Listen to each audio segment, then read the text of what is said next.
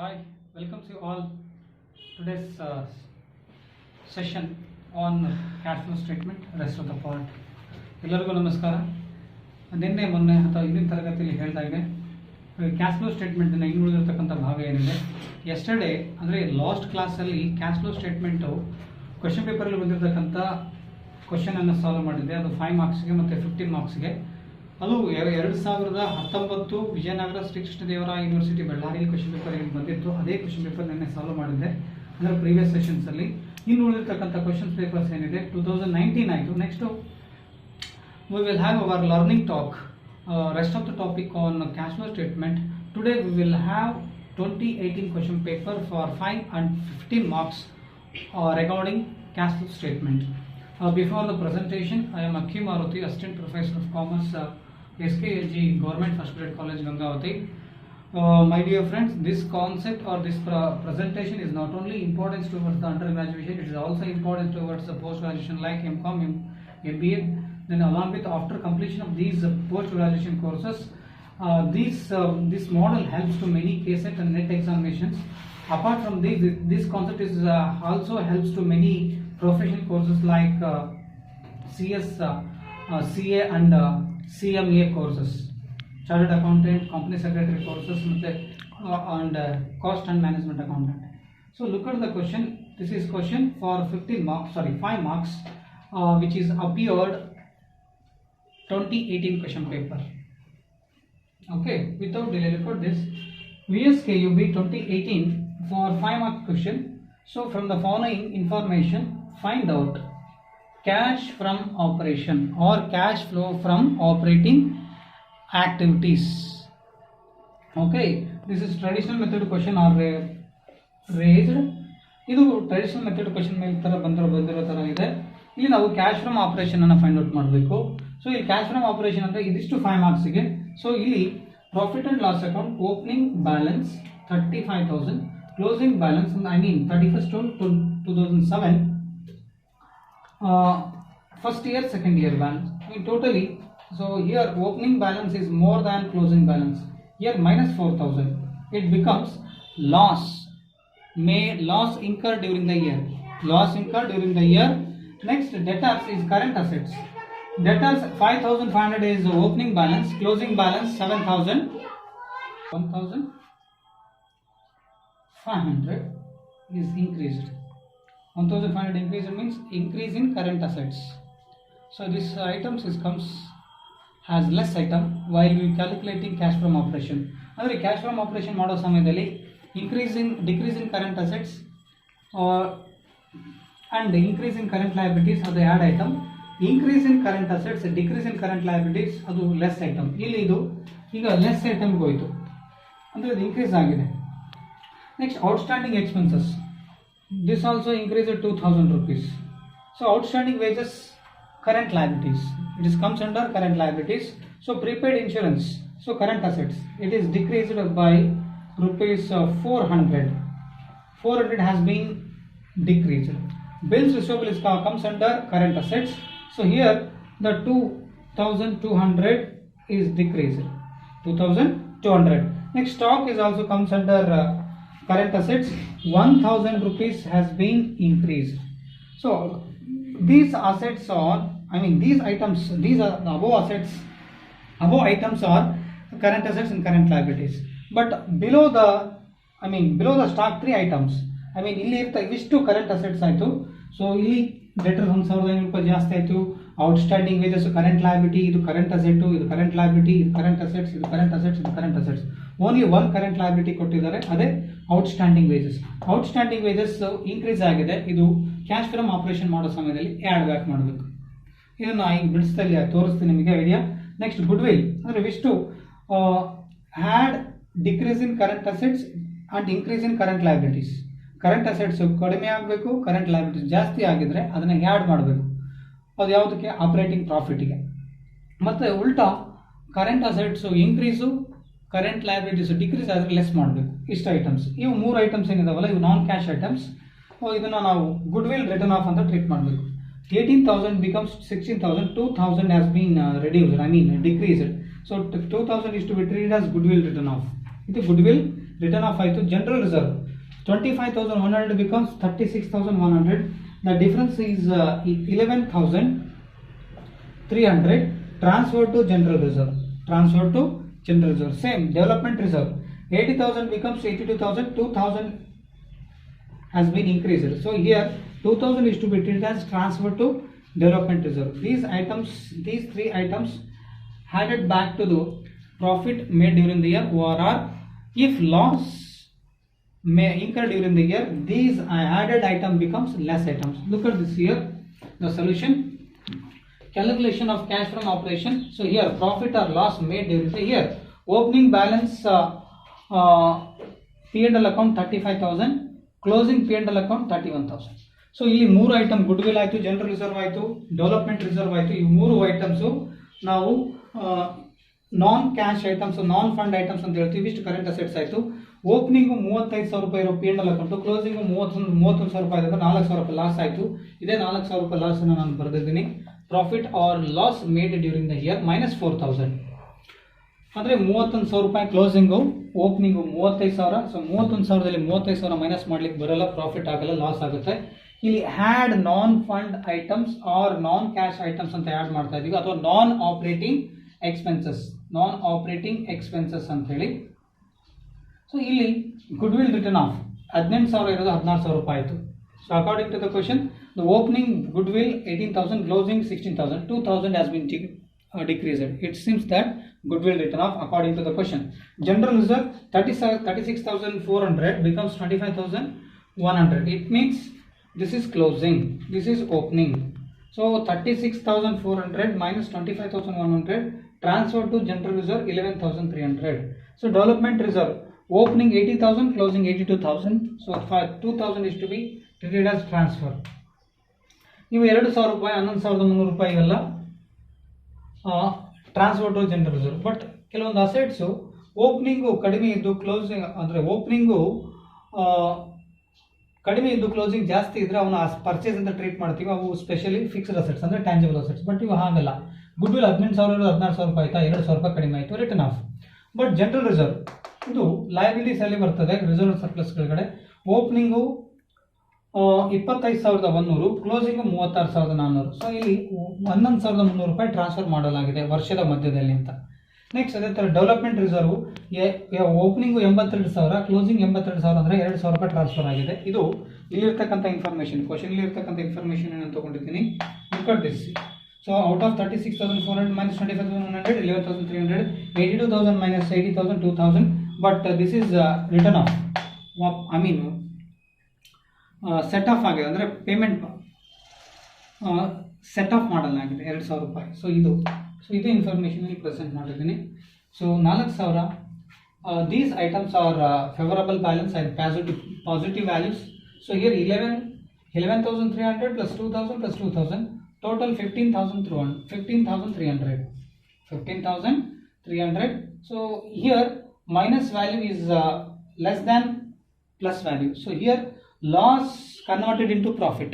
Loss ಅನ್ನು profit ರೂಪದಲ್ಲಿ convert ಮಾಡಂಗೆ ಆಯ್ತು. ಇವೆಲ್ಲ favourable balances. Actually in case ಇದು ಲಾಸ್ ಇರದೇ ಇದ್ದರೆ, ಇನ್ ಕೇಸ್ ಪ್ಲಸ್ ಪ್ರಾಫಿಟ್ ಆಗಿದ್ರೆ, the less items becomes add, I mean nothing but added back.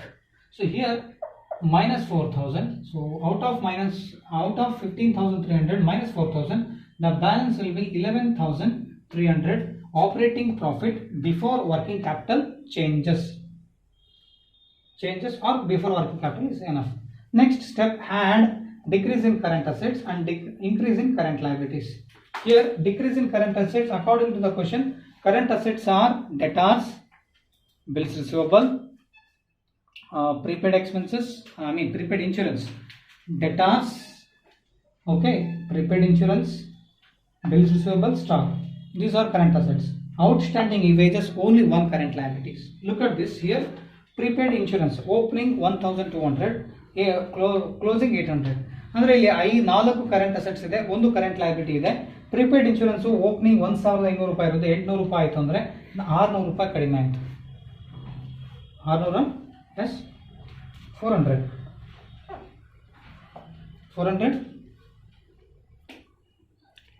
So after finding 400, 1200 minus 800, 400. Next, bills receivable 10,200 minus 8,000.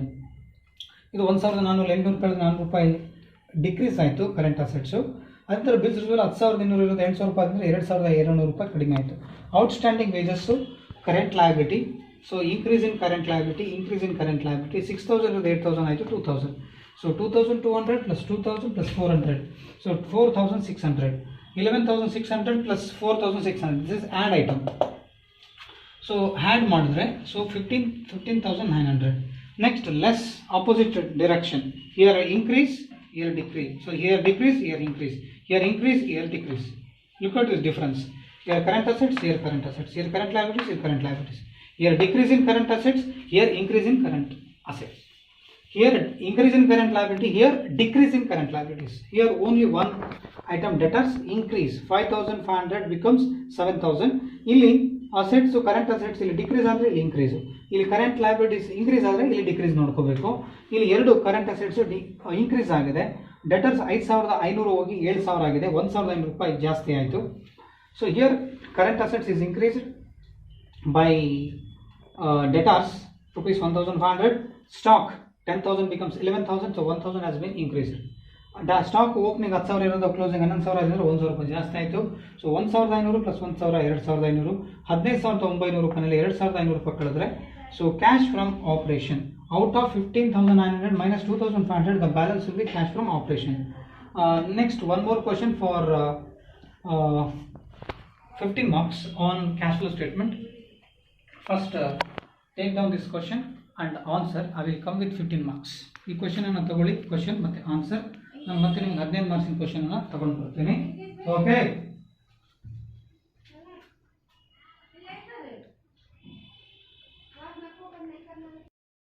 so this is 15 marks question on cash flow statement which is appeared, I mean this question appeared in 2018 question paper for 15 marks. 15 mark. So look at this beautiful present, I mean question.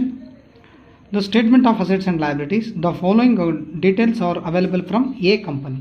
ಇಲ್ಲಿ ಒಂದು balance sheet ಕೊಟ್ಟಿದ್ದಾರೆ A ಕಂಪನಿದು. 2 ವರ್ಷದ balance sheet ಇದೆ. ಇದು 15 marks question ಪೇಪರಿಗೆ ಬಂದಿದೆ cash flow statement ಮೇಲೆ 2018 question paper. ಇಲ್ಲಿ equity and liabilities Roman number 1. ಈ Roman number under Roman number 1 first point share holders fund. Share holders funds are include contains share capital. Share capital, it may preference share or equity shares. Okay, we will see the share capital whether it is included equity shares or preference shares below the balance sheet. ನೋಡೋಣ, ಇದು ಬರೀ share capital note number 1,40,000 1,48,000 ರೂಪಾಯಿ ಆಗಿದೆ. 8,000 ರೂಪಾಯಿ ಜಾಸ್ತಿ ಆಯಿತು, 8,000. So 8,000 is to be 8,000 rupees. 8,000 is to be treated as the issue of shares. It is directly transferred financing activities. Third activity of cash flow statement as per accounting standard 3 revised. Okay, 8,000 ರೂಪಾಯಿ ಜಾಸ್ತಿ ಆಯಿತು. ಈ share capital 1,40,000 ರೂಪಾಯಿ ಬರೀ equity ಶೇರ್ಸ preference ಶೇರ್ಸ ಕೆಳಗಡೆ ನೋಡೋಣ. Next, reserve and surplus 20,080. I mean 20,080 2014, I mean in the year 2014. 2015 21,120. Okay, reserve and surpluses is note number 2. What reserve and surpluses included, we will say in the below the balance sheet. ಈ reserve and surplus note number 2 20,080 21,120. ಇದು ಬರೀ reserve ಅಷ್ಟೇ ಒಳಗೊಂಡಿದೆ. Whether reserve and surpluses included only profit and loss or general reserve or reserve fund, etc. Okay, we will know after this explanation or below the notes are given. When we are going to see the notes regarding balance sheet, then only we came to know that whether reserve and surpluses included profit and loss account or reserve and surplus. ಅಂದರೆ ಈ reserve surplus 20,080 21,128 ಕೊಟ್ಟಿದ್ರಲ್ಲ, ಇದು ಬರೀ profit and loss account general reserve ಅಷ್ಟು ಒಳಗೊಂಡಿದೆ ಅನ್ನೋದನ್ನ ಕೆಳಗಡೆ ನೋಟ್ಸಲ್ಲಿ ನೋಡ್ತಾ ಹೋಗೋಣ. ಪ್ರತಿಯೊಂದು ಐಟಮ್ ಕೂಡ ಹಾಗೆ ನೋಡ್ತಾ ಹೋಗಬೇಕು. Long term borrowings 24,000 12,000. So the long term borrowings usually contains debentures or term loans, public debts. Okay, long term loans ಏನಾದರೂ ಇದ್ದರೆ ಇದು ಬರುತ್ತೆ ಕೆಳಗಡೆ. ಈ ಲಾಂಗ್ ಟರ್ಮ್ ಬಾರೋಯಿಂಗ್ಸಲ್ಲಿ what the long term borrowings included in note number 3. Okay, I will show you what the note number 3 included rupees 24,000 like 12,000 in the below the balance sheet. Okay, first here note number 3 is over. Next note number 4, I mean under non current liability number 2, current liabilities number 3, but trade payables is note number 4. Trade payables usually contains creditors, bills payable. Usually contains creditors and bills payable. Okay, here only one, here whether here only one creditor or one bills payable is given, we don't know exactly. So we will see the below the balance sheet under notes to account. Notes to ಅಕೌಂಟಲ್ಲಿ ನೋಡುತ್ತಾ ಹೋಗೋಣ. Trade ಪೇಯಬಲ್ಸು ಬರೀ creditors ಎಷ್ಟೇ ಇದೆ, bills payable ಎಷ್ಟೇ ಇದೆ ಅಂತ ನೋಡುತ್ತಾ ಹೋಗೋಣ. ಇದು ಕರೆಂಟ್ ಲಯಬಿಲಿಟೀಸಲ್ಲಿ ಬಂತು. Total 2,04,800 for first year. Next first year, second year 2,04,800. Next liabilities is over, I mean equity and liabilities is over. Next assets. Under assets, non-current assets. Under non-current assets there are two types, tangible and intangible assets. Here tangible assets, note number 5, 40,000, 60,000. Here 20,000 has been increased. Whether it is purchased or sale, we will come to know that when we are going to prepare ledgers. ಅಂದರೆ ಈ 40,000 ಮತ್ತು 60,000 ರೂಪಾಯಿ ಏನಿದೆ, ಇದನ್ನು 60,000 ರೂಪಾಯಿ ಅಂತ ಹೇಳಿದ್ಕೊಳ್ಳಿ, 20,000 ರೂಪಾಯಿ ಜಾಸ್ತಿ ಆಯಿತು, ಇದು ಪರ್ಚೇಸ್ ಅಂತ ನಮಗೆ ಅನಿಸ್ತದೆ.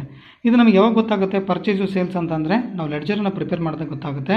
Intangible assets usually contains goodwill, patents, trademark. Tangible assets usually contains furniture, building, machinery, land, like that. Okay, note number 5 tangible assets, note number 6 intangible assets. So here intangible assets 20,000 becomes 10,000. Here 10,000 has been decreased, it seems written off. Intangible written off, this comes under non-operating expenses. Okay, next inventories. Under current assets, inventories, note number 7. Inventory contains spare parts, loose tools, stock. Okay, stock inventory comes under current assets. Trade receivables, commonly or generally it contains debtors and bills receivable. So bills receivable and debtors, so 28,400. Here 33,800. 33,800, it means increase in current assets. Same inventory decrease to 98,400 becomes 85,400. ಅಂದರೆ inventory ಅಂತ ಹೇಳಿದ್ಕೊಳ್ಳೆ stock ಬರುತ್ತೆ, spare parts ಬರುತ್ತೆ, loose tools ಬರುತ್ತೆ. ಇಲ್ಲಿ ಇಷ್ಟು inventory 98,400 ಹೋಗಿ 85,400 ರೂಪಾಯಿ ಆಗಿದೆ ಅಂದರೆ ಇದು ಡಿಕ್ರೀಸ್ ಆಗಿದೆ. ಆಮೇಲೆ ಟ್ರೇಡ್ ಪೇಯಬಲ್ಸ್, ಟ್ರೇಡ್ ರಿಸೀವ್ಸ್ ಕೂಡ ಹಾಗೆ. ಟ್ರೇಡ್ ರಿಸೀವ್ಸ್ ಅಂದರೆ ಡೆಟರ್ಸು ಮತ್ತು ಬಿಲ್ಸ್ ರಿಸೀವಲ್ ಬರುತ್ತೆ. ಅದರಲ್ಲಿ ಈ ನೋಟ್ ನಂಬರ್ 8 ಕೆಳಗಡೆ ನೋಡಿದ್ರೆ ನಮಗೆ ಗೊತ್ತಾಗುತ್ತೆ, ಇದು ಕೂಡ ಇನ್ಕ್ರೀಸ್ ಆಗಿದೆ. ಇದು ಕ್ಯಾಶ್ ಫ್ರಮ್ ಆಪರೇಷನ್ ಮಾಡೋ ಸಮಯದಲ್ಲಿ ಇವಿಷ್ಟು ಐಟಮ್ಸ್ ಬರ್ತದೆ. Cash and cash equivalent, it should be, ಈ ಕ್ಯಾಶ್ ಮತ್ತು cash equivalent both opening and closing balances are given. But as per the question, the 15,600 cash balance remain after preparing cash flow statement as per accounting standard 3. I mean the closing cash balance remain after adjusting opening cash and cash equivalent. The final balance should be retain 15,600, or the balance should be available at the end of the year 15,600 cash and cash equivalent. Otherwise our presentation it might be or it may be leads to wrong. Okay, ನೋಡೋಣ. ಇದು 15,600 ರೂಪಾಯಿ ಲಾಸ್ಟಿಗೆ cash ಉಳಿಬೇಕು. Cash flow statement accounting as per accounting standard 3 ಹಾಕಿದ ಮೇಲೆ okay, share capital ಹೇಳಿದ್ದಾಯಿತು. Reserve and surplus included only profit and loss account. Long term borrowings debentures year 24,000 becomes 12,000. So 24 minus 12,000, 12,000 is the difference. 24,000ದಲ್ಲಿ 12,000 ರೂಪಾಯಿ ಕಳೆದ್ರೆ 12,000 ರೂಪಾಯಿ ಉಳಿತದ್ದು repayment of debentures. ಇದನ್ನು ನಾವು ಇನ್ನು financing ಆ್ಯಕ್ಟಿವಿಟೀಸ್ನಲ್ಲಿ ಹಾಕಬೇಕು ಥರ್ಡ್ ಕ್ಯಾಟಗರಿಯಲ್ಲಿ. ಇದು ಪ್ರಾಫಿಟ್ ಆ್ಯಂಡ್ ಲಾಸ್ ಅಕೌಂಟು. ನಾವು ಫಂಡ್ ಫ್ರಮ್ ಆಪರೇಷನ್ ಏನು ಮಾಡ್ತೀವಿ, cash from operation. First fund from ಆಪರೇಷನ್ಸನ್ನು ನೋಡಿಕೊಂಡು ಅಂದರೆ operating profit before changes in working capital ಮಾಡ್ಕೊಂಡು ಸಮಯದಲ್ಲಿ ಬರುತ್ತೆ. ಈ ಶೇರ್ ಕ್ಯಾಪಿಟಲ್ ಬಂದು 1,40,000 1,48,000 ರೂಪಾಯಿ ಇದ್ದರೆ 8,000 ರೂಪಾಯಿ ಜಾಸ್ತಿ ಆಯಿತು. ಇದು ಇಶ್ಯೂ ಆಫ್ ಶೇರ್ಸ್ ಆಗುತ್ತೆ. ಇದು ಇನ್ವೆಸ್ಟಿಂಗ್ ಆ್ಯಕ್ಟಿವಿಟೀಸ್ನ ಫೈನಾನ್ಸಿಂಗ್ ಆ್ಯಕ್ಟಿವಿಟೀಸ್ನಲ್ಲಿ ಹಾಕಬೇಕು ಥರ್ಡ್ ಕ್ಯಾಟಗರಿ. ಕ್ರೆಡಿಟರ್ಸ್ ಇನ್ಕ್ರೀಸ್ ಆಗಿದೆ, ಇದನ್ನು ಕ್ಯಾಶ್ ಫ್ರಮ್ ಆಪರೇಷನ್ ಮಾಡೋ ಸಮಯದಲ್ಲಿ ಹಾಕಬೇಕು. The creditor has been increased by rupees something. The increased creditors is to be added back to the operating profit before working capital. Okay, here note number 5, tangible assets is given. Land 40,000 becomes 60,000 means here 20,000 has been increased. So here clearly here we presumed that it seems that without presuming it seems that according to the question 20,000 has been increased. It seems purchases 40,000 ರೂಪಾಯಿ ಇರೋದು 60,000 ರೂಪಾಯಿ ಆಗಿದೆ ಅಂತಂದರೆ 20,000 ರೂಪಾಯಿ ಜಾಸ್ತಿ ಆಯಿತು. ನಮಗೆ ಅರ್ಥ ಏನು ತೋರಿಸುತ್ತೆ, 20,000 ರೂಪಾಯಿ ಪರ್ಚೇಸ್ ಆಗಿರ್ಬೋದು ಅಂತ. ನೋಡೋಣ ಇನ್ನು ಇದಕ್ಕೇನಾದ್ರು ಅಡ್ಜಸ್ಟ್ಮೆಂಟ್ ಕೊಟ್ಟಾರ ಅಂತೇಳಿ next ಪೇಜಲ್ಲಿ.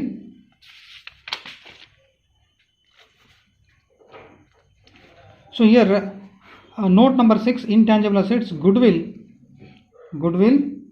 opening 20,000, closing 10,000. Here 10,000 has been decreased.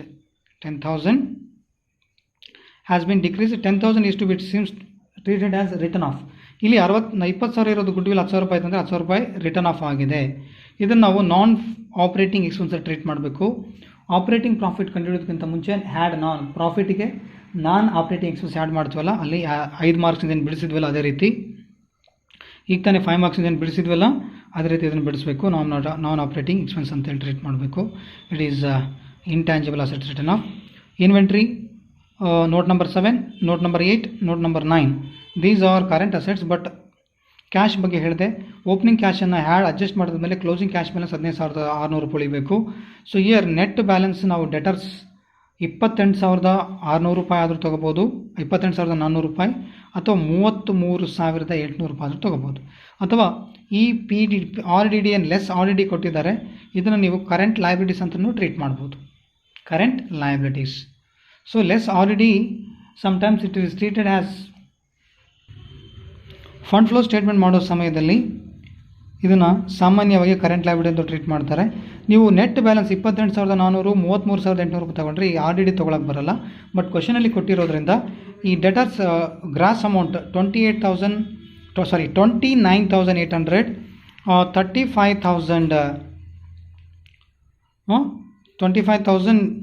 35,400 ನೀನು ಡೈರೆಕ್ಟಾಗಿ ಕನ್ಸಿಡರ್ ಕೂಡ ಮಾಡೋ ಅಂದರೆ ತೊಗೊಂಡು ಅದನ್ನು ಕನ್ಸಿಡರ್ ಕರೆಂಟ್ ಅಸೆಟ್ ಟ್ರೀಟ್ ಮಾಡಿ ಈ ಕೆಳಗಡೆ RDD ಕೊಟ್ಟಿರೋದನ್ನು ಕರೆಂಟ್ ಲಯಬಿಲಿಟಿ ಅಂತ ಟ್ರೀಟ್ ಮಾಡೋಣ. ನೆಕ್ಸ್ಟ್ ಟ್ರೇಡ್ ರಿಸೀವಬಲ್ಸ್ ಅಂದುಕೊಳ್ಳೆ ಡೆಟರ್ಸ್ ಓನ್ಲಿ ಇದೆ, ಇದು ಇನ್ಕ್ರೀಸ್ ಆಗಿದೆ. ಸೊ ಇದನ್ನು ಕರೆಂಟ್ ಬಿಫೋರ್ ವರ್ಕಿಂಗ್ ಅಂದರೆ operating profit before changes in working capital ಮಾಡೋ ಸಮಯದಲ್ಲಿ ಇದು ಯೂಶಲಿ ಬರುತ್ತೆ. ಸ್ಟಾಕ್ ಕೂಡ ಅಷ್ಟೇ, ಸ್ಟಾಕ್ ಡಿಕ್ರೀಸ್ ಆಗಿದೆ, ಇದು ಹ್ಯಾಡ್ ಐಟಮ್ ಆಪರೇಟಿಂಗ್ ಪ್ರಾಫಿಟಿಗೆ. ಡೆಟರ್ಸ್ ಇನ್ಕ್ರೀಸ್ ಆಗಿರೋದ್ರಿಂದ ಆಪರೇಟಿಂಗ್ ಪ್ರಾಫಿಟಲ್ಲಿ ಇದನ್ನು ಮೈನಸ್ ಮಾಡಬೇಕಾಗುತ್ತೆ AS3 ಮಾಡೋ ಟೈಮ್ನಲ್ಲಿ. Okay, additional information, dividend paid 7,000, first non operating expenses, then after show under cash from financing activities. Twice it should be shown in twice in solution. ಇದನ್ನು 2 ಸಾರಿ ತೋರಿಸಬೇಕು. 7,000 ರೂಪಾಯಿ ಏನು ಕೊಟ್ಟಿದ್ದಾರಲ್ಲ ಫಸ್ಟ್ ಅಡ್ಜಸ್ಟ್ಮೆಂಟು, ಇದು ನಾನ್ ಆಪರೇಟಿಂಗ್ ಎಕ್ಸ್ಪೆನ್ಸಸ್ ಕೂಡ ಹೌದು, ಮತ್ತು ಫೈನಾನ್ಸಿಂಗ್ ಆ್ಯಕ್ಟಿವಿಟೀಸಲ್ಲಿ ಮತ್ತೆ ಲಾಸ್ಟಿಗೆ ತೋರಿಸಬೇಕು. Land purchased as I said before few minutes ago or 1 minute ago, land indirectly seems that 40,000 becomes 60,000. So indirectly seems 20,000 purchase. So here purchase amount is clearly given in the question. So no need to prepare ledgers regarding land ಅಕೌಂಟನ್ನು prepare ಮಾಡೋ ಅವಶ್ಯಕತೆ ಏನಿಲ್ಲ. Ledger ಡೈರೆಕ್ಟಾಗಿ ಇಲ್ಲಿ ಕೊಟ್ಟಿರೋದ್ರಿಂದ 20,000 ರೂಪಾಯಿ ಇದನ್ನು investing ಆ್ಯಕ್ಟಿವಿಟೀಸ್ನಲ್ಲಿ ಹಾಕಬೇಕು. Next amount provided for amortisation of goodwill, ಇದು ಕೂಡ ಹೇಳಿದ್ದೀನಿ. Goodwill here 20,000 becomes 10,000. In the 10,000 has been decreased, it seems written off or amortization. Next here debentures paid off means nothing but written off 12,000. Question explain ಮಾಡಬೇಕಾದ್ರೆ 24,000 ರೂಪಾಯಿ ಇರೋ debentures 12,000 ರೂಪಾಯಿ ಆಗಿದೆ ಅಂದರೆ 12,000 ರೂಪಾಯಿ ಕಡಿಮೆ ಆಯಿತು. ಅದು ಡಿಬೆಂಚರ್ಸ್ ರೀಪೇಮೆಂಟ್ ಆಯಿತು, ರಿಡಂಪ್ಷನ್ ಆಯಿತು. ಓಕೆ, ಕ್ವಶನಲ್ಲಿ ಹೇಳಿದ್ನಲ್ಲ ಅದೇ ರೀತಿ. Here prepare cash flow statement as per AS3 revised method. So debentures note number 3 is given. 24,000 becomes 12,000. Difference 12,000 is given here like written off, I mean redemption. Okay, ಇದು 24,000 12,000 ರೂಪಾಯಿ ಆಯ್ತಲ್ಲ, ಈಗ 12,000 ರೂಪಾಯಿ ರೆಡ್ಯೂಸ್ ಆಗೋದಕ್ಕೋಸ್ಕರ ರಿಟರ್ನ್ ಆಫ್ ಅಂತ treatment, I mean repayment, sorry return off ಅಲ್ಲ, repayment ಅಥವಾ redemption. ಇದನ್ನು ನಾನೀಗ ವೈಟ್ ಬೋರ್ಡಲ್ಲಿ ಪ್ರೆಸೆಂಟ್ ಮಾಡ್ತೀನಿ. ಹ್ಯಾವ್ ಎ ಲುಕ್, ಇದನ್ನು ನೋಡಿ ಕ್ವಶನ್ ಬಿಡಿಸಿದ್ದೀನಿ answer. Few seconds ago I have explained in deep way a question which is appeared 2018 question paper of VSKUB. So after explaining the question, so this is the answer and solution to that question. Better you people take down the question and follow the presentation. ನೀವು first question ಅನ್ನು ಇಷ್ಟೊಂದು explain ಮಾಡಿದ್ನಲ್ಲ, ಈಗ ಒಂದು ನಿಮಿಷ ಹಿಂದೆ explain ಮಾಡಿದೆ ಅಥವಾ ಒಂದು ಸ್ವಲ್ಪ ಸೆಕೆಂಡ್ಸ್ ಇಂದ ಎಕ್ಸ್ಪ್ಲೇನ್ ಮಾಡಿದ್ದೀನಿ. ಇದನ್ನು ಪ್ರೆಸೆಂಟೇಷನ್ 15 ಮಾರ್ಕ್ಸಿಗೆ VSKB 2018 15 ಮಾರ್ಕ್ಸಿಗೆ ಏನು ಬಂದಿತ್ತು ಆ ಕ್ವಶನ್ ಎಕ್ಸ್ಪ್ಲೇನ್ ಮಾಡಿದ್ದೀನಿ. ಫಸ್ಟ್ ಆ ಕ್ವಶನ್ ಅನ್ನು ನೀವು ಬರ್ಕೊಂಡಾದ್ಮೇಲೆ ನೀವು ಪ್ರೆಸೆಂಟೇಷನ್ ಅನ್ನು ಫಾಲೋ ಮಾಡಿದ್ರೆ ಈಸಿಯಾಗಿ ಅರ್ಥ ಆಗುತ್ತೆ. First here as per accounting standard 3 ES3, so particulars rupees cash flow statement, first Roman or first one, cash flow from operating activities. Under cash flow from operating activities, first net profit as per P&L or profit and loss account. This is note number 2. You can observe the note number 2. You can find the profit and loss account. You note number 2 ಅನ್ನು ನೋಡಿ, ಇದು closing profit and loss account, ಇದು opening profit and loss account. This is opening balance, this is closing balance, CBOB. So out of closing balance minus opening balance, the balance will be 1,040 is the net profit made during the year. Closing balance of profit and loss account ನಲ್ಲಿ opening balance profit and loss account ಅನ್ನು minus ಮಾಡಿದ್ರೆ 1,040 ರೂಪಾಯಿ ಉಳಿಯುತ್ತೆ. ಇದು net profit as per P&L account. Next ಇದಕ್ಕೆ had back ಮಾಡಬೇಕು.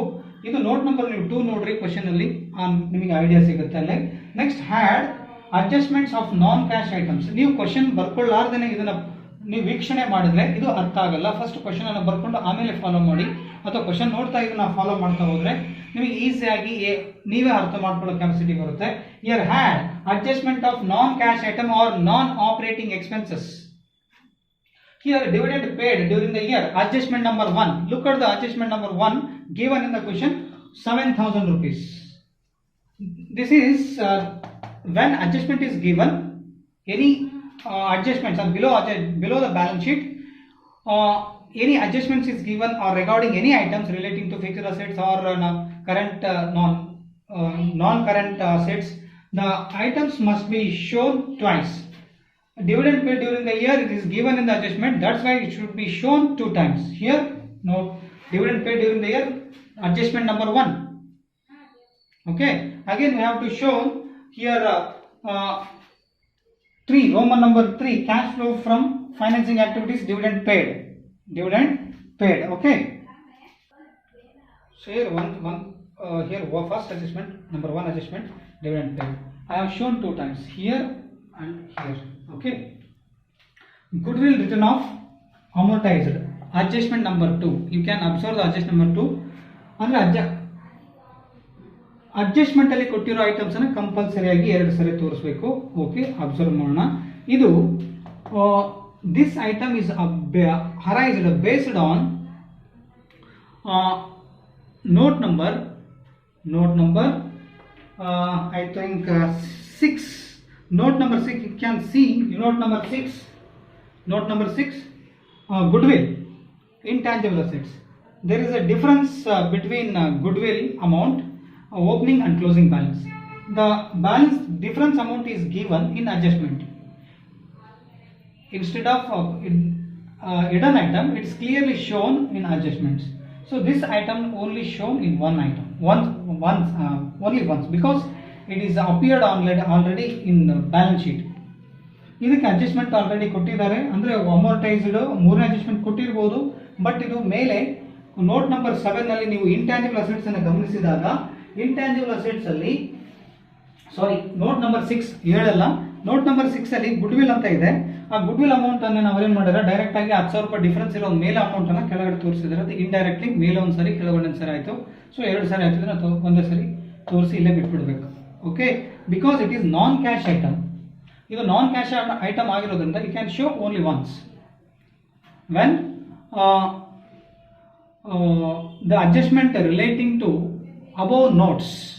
Example, you can observe the note number 6. There is a difference between opening balance and closing balance of goodwill. ಅಂದ್ರೆ ಮೇಲೆ note number 6 ನೀವು ಗಮನಿಸಿದಾಗ ಓಪನಿಂಗ್ ಗುಡ್ವಿಲ್ 20,000, ಕ್ಲೋಸಿಂಗ್ ಗುಡ್ವಿಲ್ 10,000 ಇರೋದ್ರಿಂದ 10,000 ರೂಪಾಯಿ difference ಅನ್ನೇ ಅವನು ಕೆಳಗಡೆ ತೋರಿಸ್ತಾನೆ. ಅದರ್ವೈಸ್ ತೋರಿಸದೇ ಇದ್ರೂ ಕೂಡ ನಾವಿಲ್ಲಿ ಕಂಪಲ್ಸರಿ ಹಾಕಬೇಕು, ಅದು ಹಿಡನ್ ಐಟಮ್ ಆಗಿರ್ತಿತ್ತು. ಈಗ ತಾನೇ 5 ಮಾರ್ಕ್ಸ್ ಕ್ವಶನ್ ಇದರಲ್ಲೇ ಮಾಡಿದ್ವಲ್ಲ, 5 ಮಾರ್ಕ್ಸ್ ಕ್ವಶನ್ ನೋಡ್ರಿ, opening value goodwill, closing value goodwill difference ಮಾಡಿ ಹಾಕಿದ್ವಿ. 10,000 8,000 ಇತ್ತು, 2,000 ರೂಪಾಯಿ ಡಿಫರೆನ್ಸ್ ಮಾಡಿದ್ವಿ ಹಾಕಿದ್ವಲ್ಲ, ಅದೇ ಥರ ಇದು ಕೂಡ. ಸೊ ಇದು 17,000 ಆಯಿತು. Next operating profit before working capital changes. Here 7,000 plus 10,000 17,000, 1,040 plus 7,000 17,000. 1,040 ರೂಪಾಯಿಗೆ 17,000 ರೂಪಾಯಿ ಆಡ್ ಮಾಡಿದ್ರೆ 18,040 ರೂಪಾಯಿ ಇದು operating profit before working capital changes. Working capital ಅಂದ್ರೆ ಏನು? ಕರೆಂಟ್ ಅಸೆಟ್ಸ್ ಮತ್ತು ಕರೆಂಟ್ ಲಯಬಿಲಿಟೀಸ್ ಅಲ್ಲಿ ಡಿಫರೆನ್ಸ್ ಬರೋದಕ್ಕಿಂತ ಮುಂಚೆ ಪ್ರಾಫಿಟ್, ಮತ್ತೆ ಈ ಕರೆಂಟ್ ಅಸೆಟ್ಸ್ ಕರೆಂಟ್ ಲಯಬಿಲಿಟೀಸ್ ಅಲ್ಲಿ ಡಿಫರೆನ್ಸ್ ಆಗಿರ್ತಾನೆ ಆಡ್ ಮಾಡಿದ್ಮೇಲೆ ಬರೋದೇ operating activities, operating cash flow from operating activities. Okay, ಈಗ add next decrease in current assets and increase in current liabilities. Decrease in current assets, increase in current liabilities. Here stock, note number 7, you can see the question. Note number 7, you can find stock opening value is 98,400, closing value is 85,400. Here opening balance is more than closing balance, it means decrease. ನೀವು note number 7 question ಅನ್ನು ಗಮನಿಸಿದಾಗ inventory ಅಂತ ಇದೆ. ಆ ಇನ್ವೆಂಟರಿಯಲ್ಲಿ stock 98,000 opening balance ಇದೆ, closing 85,400 ರೂಪಾಯಿ ಇದೆ, ಅಂದ್ರೆ 13,000 ರೂಪಾಯಿ ಕಡಿಮೆ ಆಯಿತು. Decrease in current assets. Next RDD, note number 8 ನೀವು ಗಮನಿಸಿದಾಗ debtors, you can see or you can go through the note number 8. Under note number 8, trade receivables. Under trade receivables, debtors is appeared. Debtors appeared along with less RDD also there. ನೀವು note number 8 ಅನ್ನು ಗಮನಿಸಿದ್ರೆ ಅಲ್ಲಿ debtors ಇದೆ, debtors ಜೊತೆಗೆ less RDD ಕೂಡ ಇದೆ. RDD ಅನ್ನು ನೀವು ಕರೆಂಟ್ ಲಯಬಿಲಿಟೀಸ್ ಅಂತ ಟ್ರೀಟ್ ಮಾಡಬೇಕಂತ ಹೇಳಿದ್ದೆ. ಸೊ ಇದು just like a current liabilities, less ಮಾಡೋದಕ್ಕೋಸ್ಕರ. ಮತ್ತೆ ಗ್ರ್ಯಾಂಡ್ ಟೋಟಲ್ ಡೆಟರ್ಸ್ ಅನ್ನು ತಗೋಬೇಕು. ಲೆಸ್ ಮಾಡಿದ್ದಲ್ಲ, ಲೆಸ್ ಮಾಡದೆ ಉಳಿದಿರ್ತಕ್ಕಂಥ ಅಮೌಂಟ್ ಡೆಟರ್ಸ್ ತಗೋಬಹುದು. ಮೇಲೆ ಅದಕ್ಕಿಂತ ಮುಂಚೆ ಲೆಸ್ RDD ಮಾಡೋದಕ್ಕಿಂತ ಮುಂಚೆ ಮೇಲೆ ಇರ್ತಕ್ಕಂಥ ಅಮೌಂಟ್ ಅನ್ನು, ಗ್ರ್ಯಾಂಡ್ ಅಮೌಂಟ್ ಅನ್ನು ನಾವು ಫುಲ್ ಅಮೌಂಟ್, ಅದು ಗ್ರಾಸ್ ಡೆಟರ್ಸ್ ಆಗುತ್ತೆ. ಗ್ರಾಸ್ ಡೆಟರ್ಸ್ ತಗೊಂಡಿಲ್ಲ. ಲೆಸ್ RDD ಡೆಟರ್ಸ್ ಅಲ್ಲಿ ಲೆಸ್ RDD ಏನು ಕೊಟ್ಟಿದ್ದಾರೆ ನೋಟ್ ನಂಬರ್ 8 ಅಲ್ಲಿ, ಅದೇ ನೋಟ್ ನಂಬರ್ 8 ಅಲ್ಲಿ ಇರತಕ್ಕಂಥ RDD 1,400 ರೂಪಾಯಿ ಇರತಕ್ಕಂಥದ್ದು 1,400 ರೂಪಾಯಿ ಆಗಿದೆ ಅಂದ್ರೆ 1,600 ರೂಪಾಯಿ ಆಗಿದೆ ಅಂದ್ರೆ 200 ರೂಪಾಯಿ ಇನ್ಕ್ರೀಸ್ ಆಯಿತು. Just like a current liabilities ತರ, ಹಾಗಾಗಿ 200 ರೂಪಾಯಿ ಜಾಸ್ತಿ ಆಯಿತು. Creditors, note number 4, you can go back to the question and see. Note number 4, you can find the debt creditors opening balance 20,720, closing balance 23,680. Here difference is 2,960 is the creditors increased by rupees 2,960. It comes under current liabilities. ಈ creditors note number 4 ನೀವು ನೋಡಿದ್ರೆ question ಅಲ್ಲಿ creditors ಇದೆ. Note number 4 ಯಾವ್ದ್ರ ಬಗ್ಗೆ ಇದೆ? Trade payables ಬಗ್ಗೆ ಇದೆ. ಟ್ರೇಡ್ ಪೇಬಲ್ಸ್ ಬಗ್ಗೆ ಅಲ್ಲಿ ಕೆಳಗಡೆ ಟ್ರೇಡ್ ಪೇಬಲ್ಸ್ ಕೆಳಗಡೆ ಕ್ರೆಡಿಟರ್ಸ್ ಇದೆ. ಆ ಕ್ರೆಡಿಟರ್ಸ್ ಓಪನಿಂಗ್ 20,700 ರೂಪಾಯಿ ಇದ್ದು, ಕ್ಲೋಸಿಂಗ್ 23,680 ರೂಪಾಯಿ ಇರೋದ್ರಿಂದ 2,960 ರೂಪಾಯಿ ಜಾಸ್ತಿ ಆದಂಗಾಯ್ತು. ಸೊ ಹಾಗಾಗಿ 13,000 plus 200 plus 2,960, these items must be handed back. So that's why, so here 13,000 plus 200 plus 2,960, total 16,160. So here 18,040 plus. Here had item is given. Had ಇದನ್ನ ಹ್ಯಾಡ್ ಮಾಡಬೇಕು 18,040 ಪ್ಲಸ್ 16,160 ರೂಪಾಯಿ ಹ್ಯಾಡ್ ಮಾಡಿದ್ರೆ 34,200. ನೆಕ್ಸ್ಟ್ ಇದು ಹ್ಯಾಡ್ ಆಯ್ತಾ, less reverse, here decrease, here increase, here increase, here decrease. I mean current assets, current liabilities, increase in current assets, decrease in current liabilities. Here decrease in current assets, here increase in current assets, here decrease in current liabilities. So here increase in current liabilities, but here decrease in current liabilities. ಇಲ್ಲಿ decrease current assets ಆದ್ರೆ ಇಲ್ಲಿ increase, ಇಲ್ಲಿ increase current liabilities ಆದ್ರೆ ಇಲ್ಲಿ decrease in current liabilities. So ಇದರಲ್ಲಿ ಉಳಿದಿರತಕ್ಕಂಥ ಭಾಗ space insufficient ಇದೆ. Look at this. So here continued part, increase in debtors, decrease in current liabilities, as it is less item, increase in current assets, increase in current assets, increase in current assets, decrease in current liabilities. This is less item after finding 32,400. Okay, once you look at this here, so here item less, increase in current assets and decrease in current liabilities, 34,400 ಅಂದ್ರೆ ಇಲ್ಲಿ ಇದೇ part ಅನ್ನು ಇಲ್ಲಿ ಬರಿತಾ ಇದ್ದೀನಿ. Face insufficient ಇದೆ. 18,040 ರೂಪಾಯಿಗೆ 16,160 ರೂಪಾಯಿ ಆಡ್ ಮಾಡಿದ್ರೆ 34,400 ರೂಪಾಯಿ. ಇದೇ ಅಮೌಂಟ್ ಅನ್ನ as it is I carry forward here. Here decrease in debtors, you can find note number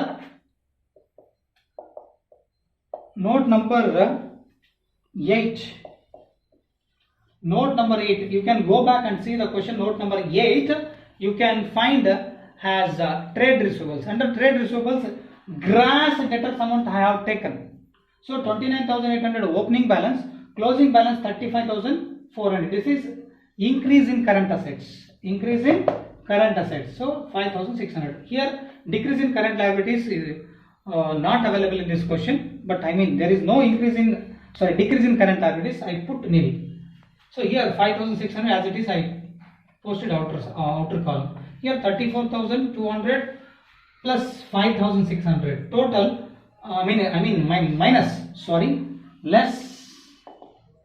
Less increase in current assets, decrease in current liabilities. Out of 34,200 minus 5,600. ಅಂದ್ರೆ ನಾವು less ಮಾಡಬೇಕು. Current assets ಅಲ್ಲಿ increase ಆಗಿದ್ರೆ ಮತ್ತೆ current liabilities ಅಲ್ಲಿ decrease ಆಗಿದ್ರೆ, ಇಲ್ಲಿ ಬರೀ ಡೆಟರ್ಸ್ ಅನ್ನೋದು ಕರೆಂಟ್ ಅಸೆಟ್ ಹಾಗಾಗಿ ಇನ್ಕ್ರೀಸ್ ಆಗಿದೆ, ಅದೊಂದು ಹಾಕಿದ್ದೀನಿ. ಕರೆಂಟ್ ಲಯಬಿಲಿಟೀಸು ಅಲ್ಲೇ ಹಾಕಿದ್ದಾಯ್ತು, ಯಾವುದು ಡಿಕ್ರೀಸ್ ಆಗಿಲ್ಲ ಕರೆಂಟ್ ಲಯಬಿಲಿಟೀಸು, ಹಾಗಾಗಿ ನಿಲ್ ಹಾಕಿ ಔಟರ್ ಕಾಲಮ್ ಹಾಕಿದ್ದೀನಿ. 34,400 34,200 ರೂಪಾಯಿನಲ್ಲಿ 5,600 ರೂಪಾಯಿ ತೆಗೆದ್ರೆ cash flow from operating activities 28,600. If it is a given question, I mean if the income tax or payment of any tax is given, the tax should be deducted from cash flow from operating activities. So here no tax, that's why I put nil as it is here within the bracket. The figures within the bracket seems that outflow of cash. Bracket ನಲ್ಲಿ ಕೊಟ್ಟಿರೋಲ್ಲ outflow of cash ಅಂದ್ರೆ cash ಹೊರಗಡೆ ಹೋಗುತ್ತೆ. So ಇಲ್ಲಿ ನಿಲ್ ಇದೆ as it is 28,600. ಇದನ್ನ net cash flow from operating activities. Next ಇದನ್ನ find out ಮಾಡಿದ್ಮೇಲೆ next Roman number 2, cash flow from investing activities. Purchase of land. You can go back and see the note number 5, tangible assets. There is a opening balance 40,000, closing balance 60,000. ನೀವು note number 5 ಅನ್ನು ನೋಡಿದಾಗ land 40,000 opening ಇದೆ, closing 60,000 ಇದೆ. So ಹಾಗಾಗಿ 40,000 ಇರೋ land 60,000 ರೂಪಾಯಿ ಆಯಿತು ಅಂದರೆ, ಸೊ 20,000 ರೂಪಾಯಿ ಪರ್ಚೇಸ್ ಆಯಿತು. ಇದನ್ನು ಅಡ್ಜಸ್ಟ್ಮೆಂಟ್ ಅಲ್ಲಿ ಕೂಡ ಕೊಟ್ಟಿದ್ದಾರೆ, ನೋಟ್ ನಂಬರ್ 2, ಅಡ್ಜಸ್ಟ್ಮೆಂಟ್ ನಂಬರ್ 2. ಹಾಗಾಗಿ ಮೇಲೆ ಇರತಕ್ಕಂಥ ನೋಟ್ ನಂಬರ್ 5 ನಲ್ಲಿ ಇರೋದನ್ನೇ ಅವ್ರು ಏನು ಮಾಡ್ಯಾರ, ಮತ್ತೆ ನೋಟ್ ನಂಬರ್ 5 ನಲ್ಲಿ ಇರೋದನ್ನೇ ಕೆಳಗಡೆ ಅಡ್ಜಸ್ಟ್ಮೆಂಟ್ ನಂಬರ್ 2 ನಲ್ಲಿ ಕೊಟ್ಟಿದ್ದಾರೆ. ಮತ್ತೆ ಇದನ್ನ 2 ಸರಿ ತೋರಿಸೋ ಅವಶ್ಯಕತೆ ಇಲ್ಲ. ಗುಡ್ವಿಲ್ ಕೂಡ ಹಾಗೆ ಹೇಳಿದೆ, ಮೇಲೆ ನೋಟ್ ನಂಬರ್ 6 ಅಲ್ಲಿ ಇತ್ತು, ಅದನ್ನ ಆಸ್ ಇಟ್ ಈಸ್ ಕೆಳಗಡೆ ಅಡ್ಜಸ್ಟ್ಮೆಂಟ್ ನಂಬರ್ 3 ಕೊಟ್ಟಿರೋದ್ರಿಂದ ಅದನ್ನ ಒಂದೇ ಸರಿ ತೋರಿಸಬೇಕಂತ ಹೇಳಿದ್ರೆ, ಅದೇ ತರ ಇದು ಕೂಡ ಒಂದೇ ಸರಿ ತೋರಿಸಬೇಕು. ಇದು ವಿತಿನ್ ದ ಬ್ರಾಕೆಟ್ ಇರೋದ್ರಿಂದ the figure within the bracket is seems that outflow of cash goes out of the business. That's why it is a negative figure, I mean minus value. So here sale of assets is nothing. So without the bracket, here no inflow of cash, here only outflow of cash is there under cash flow from investing activities. As it is within the brocket amount 20,000 it seems that outflow of cash. Here net cash flow from investing activities as it is post outer column. This is second Roman. Next third Roman, cash flow from financing activities. Here cash flow from financing activities, issue of shares. Note number 1. Go back and see the question. Note number 1 has share capital. Under share capital, opening share capital 1,40,000, closing share capital 1,48,000. Here 8,000 has been increased. It seems that issue of shares. So this is inflow of cash. This is inflow of cash. Andre opening ನೀವು note number 1 question ಅಲ್ಲಿ ನೋಡಿದಾಗ balance sheet ಕೆಳಗೆ note number 1 ನೋಡಿ, ಅಲ್ಲಿ share capital 1,40,000 opening ಇದೆ, closing 1,48,000 ರೂಪಾಯಿ ಇದೆ ಅಂದಾಗ 8,000 ರೂಪಾಯಿ ಜಾಸ್ತಿ ಆಯಿತು ಅಂದರೆ ಹಣ ಬಂದಂಗಾಯಿತು ಶೇರುದಾರರಿಂದ. ಸೊ ಶೇರ್ಸ್ ಅನ್ನು ವಿತರಿಸೋದ್ರಿಂದ ಇದು ಇನ್ಫ್ಲೋ ಆಫ್ ಕ್ಯಾಶ್. ಅದೇ ಥರ ನೋಟ್ ನಂಬರ್ 4 ನೀವು ಗಮನಿಸಿದ್ರೆ, ನೋಟ್ ನಂಬರ್ 3 ನೀವು ಗಮನಿಸಿದ್ರೆ, ನೋಟ್ ನಂಬರ್ 3ಗೆ ಸಂಬಂಧಪಟ್ಟಂಗೆ ಅಡ್ಜಸ್ಟ್ಮೆಂಟ್ ನಂಬರ್ 4 ಕೊಟ್ಟಿದ್ದಾರೆ. ಅಡ್ಜಸ್ಟ್ಮೆಂಟ್ ನಂಬರ್ 4 ಡಿಬೆಂಚರ್ಸ್ ಕೊಟ್ಟಿದ್ದಾರೆ. ನೋಟ್ ನಂಬರ್ 3 ನಲ್ಲಿ 24,000 ಇರೋದು ಡಿಬೆಂಚರ್ಸು 12,000 ರೂಪಾಯಿ, ಓಪನಿಂಗ್ 24,000, ಕ್ಲೋಸಿಂಗ್ 12,000 ಇರೋದ್ರಿಂದ 12,000 ರೂಪಾಯಿ ರಿಡಂಪ್ಷನ್ ಆಯಿತು. ಇದನ್ನ ಅಡ್ಜಸ್ಟ್ಮೆಂಟ್ ನಂಬರ್ 4 ಅಲ್ಲಿ ಕೂಡ ಕೊಟ್ಟಿದ್ದಾರೆ. ಮತ್ತೆ ನೋಟ್ ನಂಬರ್ 3 ಅಡ್ಜಸ್ಟ್ಮೆಂಟ್ ನಂಬರ್ 4 ಎರಡನ್ನ ಕೊಟ್ಟಿದ್ದಾರೆ. ಹಾಗಾಗಿ ಇದನ್ನು ಒಂದೇ ಸತಿ ತೋರಿಸಬೇಕು. ಇದು issue of redemption or repayment. ಯಾವಾಗ ನಾವು ಸಾಲ ಪತ್ರದಾರರಿಗೆ ಹಣವನ್ನು ಪಾವತಿ ಮಾಡಿದ್ರೆ ಏನಾಗುತ್ತೆ, with in bracket means cash goes out the business, outflow of the cash. Okay, that's why put in the bracket. Next, dividend paid. As I said before, adjustment number 1, dividend paid. It is given in the adjustment number 1. So it is already shown under non-cash items while we calculating operating profit in first. ನಾವು ಅಲ್ಲಿ operating cash flow operating practice ಮಾಡಬೇಕಾದ್ರೆ ಇಲ್ಲಿ already ತೋರಿಸಿದ್ದೀನಿ dividend paid during the year ಅಂತ ಹೇಳಿ adjustment number 1.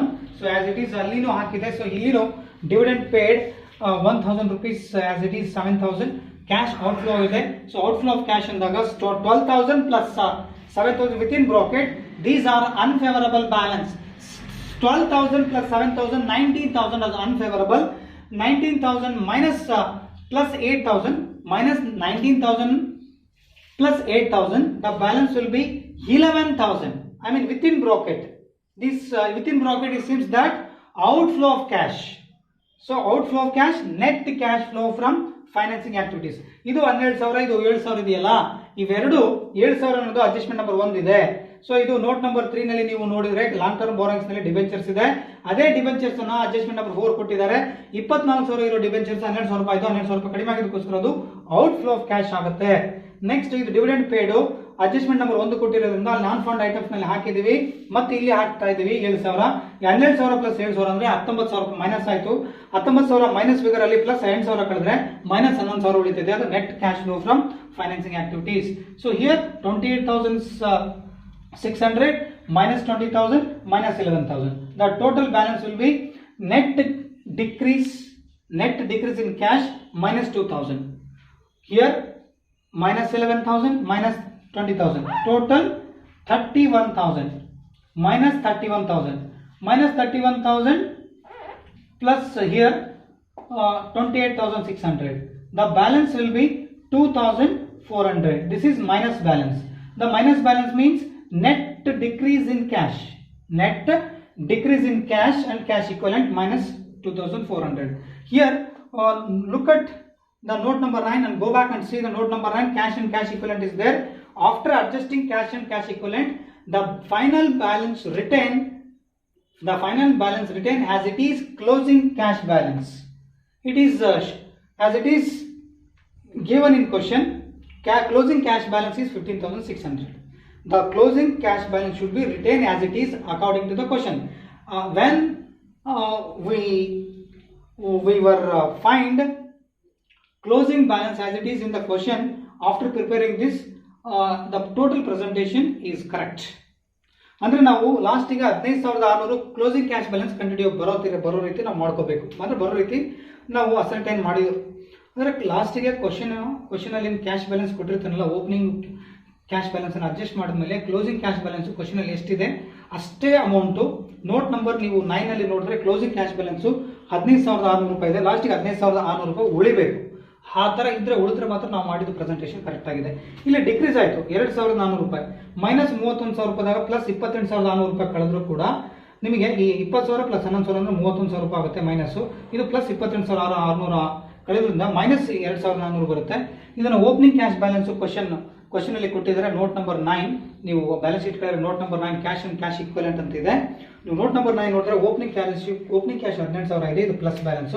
ಈ plus 18,000ದಲ್ಲಿ minus 2,400 ರೂಪಾಯಿ ಕಳೆದ್ರೆ ಕ್ಲೋಸಿಂಗ್ ಕ್ಯಾಶ್ ಬ್ಯಾಲೆನ್ಸ್ 15,600 ಉಳಿತೈತೆ. ಅಂದ್ರೆ ಇದರಲ್ಲಿ ಇದನ್ನು ಮೈನಸ್ ಮಾಡಿದ್ರೆ 15,600 ಇದೆ. 15,600 ಕ್ವಶನ್ ಅಲ್ಲಿ ಕ್ಲೋಸಿಂಗ್ ಕ್ಯಾಶ್ ಅಷ್ಟೇ ಇರುತ್ತೆ. So have a whole look ಎಲ್ಲದನ್ನು ನೋಡಿ ಪ್ರೆಸೆಂಟೇಷನ್ ಇರೋದು.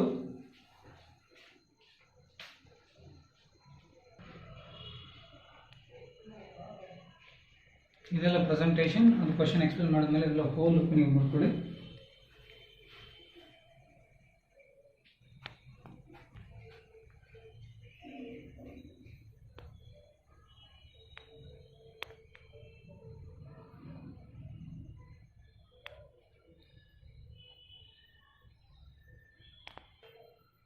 ಓಕೆ, ನನಗೆ ಅನಿಸಿದ್ರೆ ಪ್ರೆಸೆಂಟೇಷನ್ ನಿಮಗೆ ಅರ್ಥ ಆಗಿದೆ ಅನ್ಕೊಂಡಿದ್ದೀನಿ. I hope all of you understood this presentation. If you like this presentation, keep comment and keep share to your friends who's yet not to subscribe this YouTube channel. ಇದನ್ನು ಯಾರು ನಿಮ್ಮ friends subscribe ಆಗಿಲ್ಲ, ಅವರು subscribe ಆಗದಿರೋರಿಗೆ ಆಗಿರ್ತಕ್ಕಂಥ ವಿದ್ಯಾರ್ಥಿಗಳಿಗೆ ಆಗುತ್ತೆ ಅವರಿಗೆ ಇದೇ ಪ್ರೆಸೆಂಟೇಷನ್ ಅನ್ನು ಕಳಿಸ್ಕೊಡಿ. ಈ ಪ್ರೆಸೆಂಟೇಷನ್ ನಿಮ್ಗೆ ಇಷ್ಟ ಆಗಿದ್ರು ಕೂಡ ನಿಮ್ಮ ಕಾಮೆಂಟ್ ಬಾಕ್ಸ್ ಹಾಕಿ ನಮ್ಮ ಇನ್ನೂ ಮೇಲ್ದರ್ಜೆಗೆ ಏರ್ಲಿಕ್ಕೆ ನಿಮ್ದಾಗಿರ್ತಕ್ಕಂಥ ಕಾಮೆಂಟ್ಸ್ ನಮ್ಗೆ ಇನ್ನೂ ಸಹಾಯ ಮಾಡ್ತದೆ.